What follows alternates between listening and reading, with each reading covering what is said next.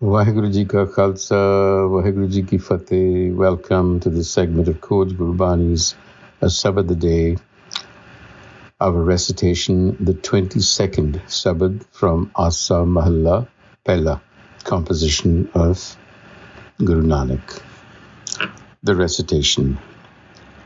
Asa Mahalla Pehla, Kachi Gagar Deh Duheli, उपजय बिन सह दुख पाई ਇਹ ਜਗ ਸਾਗਰ ਦੁੱਤਰ ਕਿਉ ਤਰੀਐ ਬਿਨ ਹਰ ਗੁਰ ਪਾਰ ਨ ਪਾਈ ਤੁਝ ਬਿਨ ਅਵਰ ਨ ਕੋਈ ਮੇਰੇ ਪਿਆਰੇ ਤੁਝ ਬਿਨ ਅਵਰ ਨ ਕੋਏ ਹਰੇ ਸਰਬੀ ਰੰਗੀ ਰੂਪੀ ਤੂੰ ਹੈ ਤਿਸ ਬਖਸ਼ੇ ਜਿਸ ਨਦਰ ਕਰੇ ਰਹਾਓ ਸਾਸ ਭੁਰੀ ਗਰ ਵਾਸ ਨਾ ਦੇਵੈ ਪਿਰਸਿਉ ਮਿਲਨ ਨ ਦਏ ਬੁਰੀ ਸਖੀ ਸਾਜਨੀ ਕੇ ਹਉ ਚਰਨ ਸਰੇਵੋ ਹਰ ਗੁਰ ਕਿਰਪਾ ਤੇ ਨਦਰ ਤਰੀ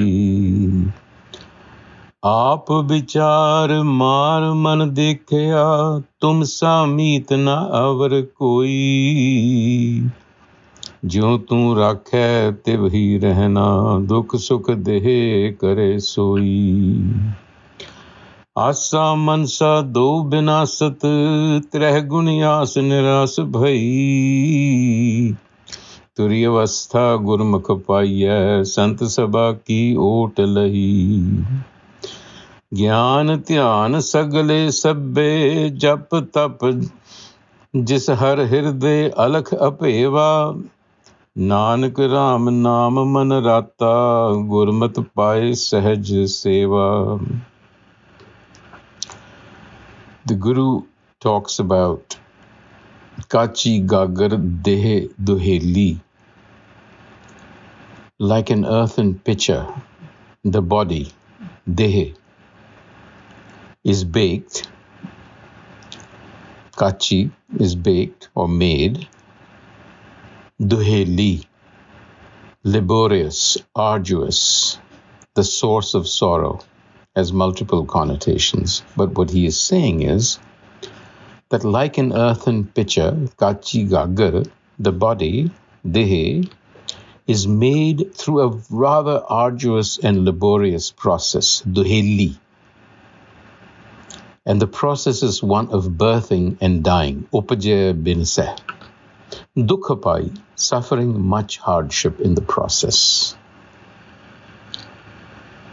He's establishing the fact that this process or this wheel of birthing and dying, of making bodies and then having the body disintegrate, is arduous, it's laborious, and it is the source of much sorrow and hardship. So, e jag sagar duttar kyun tariye? How then can we cross over this difficult world ocean? That is, how can one escape this process of birthing and dying? Bin har gur par na pai. Without self-knowledge, which has to come through Guru wisdom, Guru says it is impossible to locate the other side, meaning to get out of this process that is the source of all our sorrow. In the Rahau, तुझ बिन अवर न कोई मेरे प्यारे, there is none other except you. He's establishing the fact that it is actually one actor, one creator. It's only the one that is involved in everything. तुझ बिन अवर न कोई मेरे प्यारे, तुझ बिन अवर न कोई हरे. My beloved self, there is none other that can actually snatch us out of this process either. Hare is to snatch. You are the only one who can do this. Sarbi rangi roopi tu hai, tis bakshe jis nadar kare rahao. Since you alone are present in all forms and colors, Sarbi Rangi Rupi Tu Hai, our escape then is dependent on your empowerment and grace and vision. This bakshe just another kare. That's the way out, is grace. The vision of grace. Grace is presence. And then the Guru speaks about the current situation, the problem that we all have. What is the problem? And the metaphor is used of family. He says, Saas buri kar vasana deva. My ego, Saas buri, mother-in-law, my ego behaves like a mean mother-in-law. Ghar vasana deva, always creating a distance between me and my husband, the self. Pirsyo milan na de buri. She's terrible. Prevents a peaceful household. Ghar vasana deva, pirsyo milan na de. So what did I do? Sakhi sajani ke hau charan sarevo. Charan sarevo is to seek the guidance, is to, literally to touch somebody's feet. But the idea is that you approach someone for knowledge, for wisdom on how to deal with a particular situation. So who is the Sakhi and Sajani? Sakhi, companions. Sajani, beloved companions. The pointer here is to the congregation, to evolve individuals. So I looked to those who were evolved to ask them on how to deal with my situation. And what did they say? Har gur kirpa te nadar tari.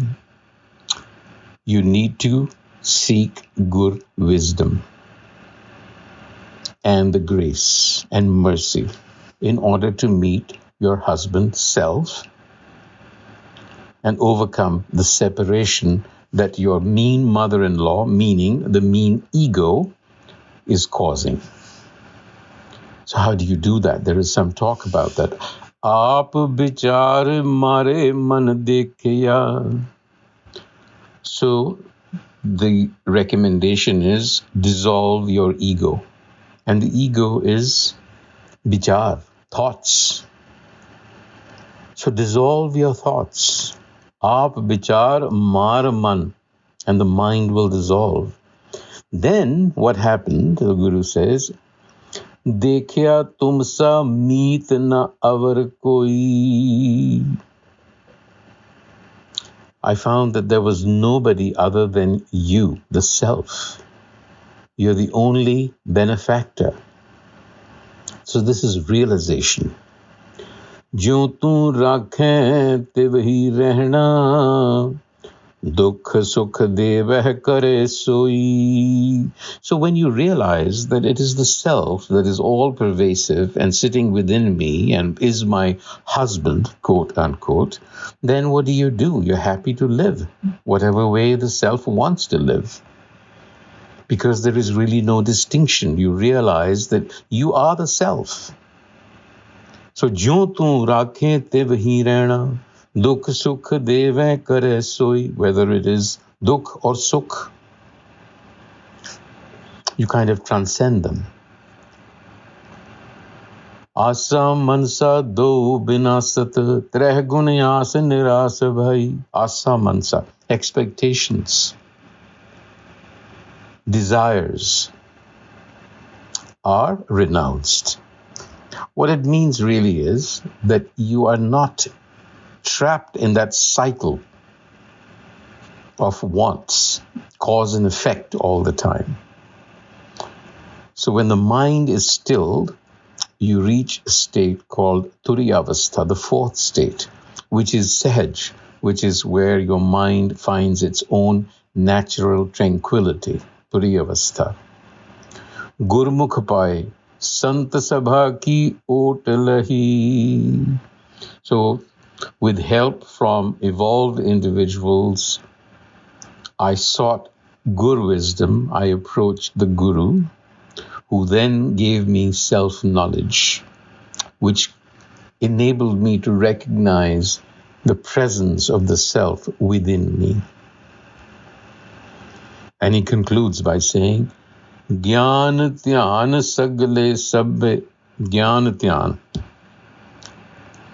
Sabbe Jap Tap Jis Har Hirde Alakh Apeva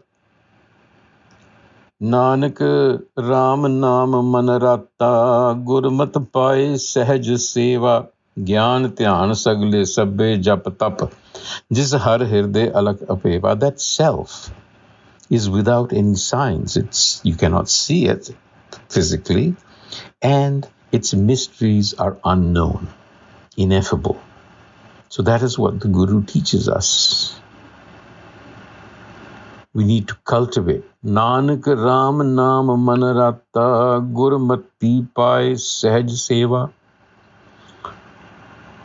So we have to cultivate virtues in order, because the self is presented as qualities.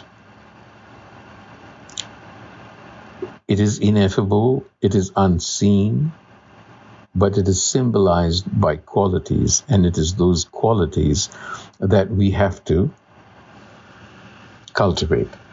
The cultivation of qualities is equated here to Gyan Dhyan Sagle Sabbe Jap Tap. Meditation, recitation, austerities, scriptural knowledge, all of these practices are encompassed in the cultivation of virtues. And that is how the mind, Gurmat Pai Sahaj Seva, tranquility, spontaneous ease of the mind. On that note, Waheguru Ji Ka Khalsa, Waheguru Ji Ki Fateh.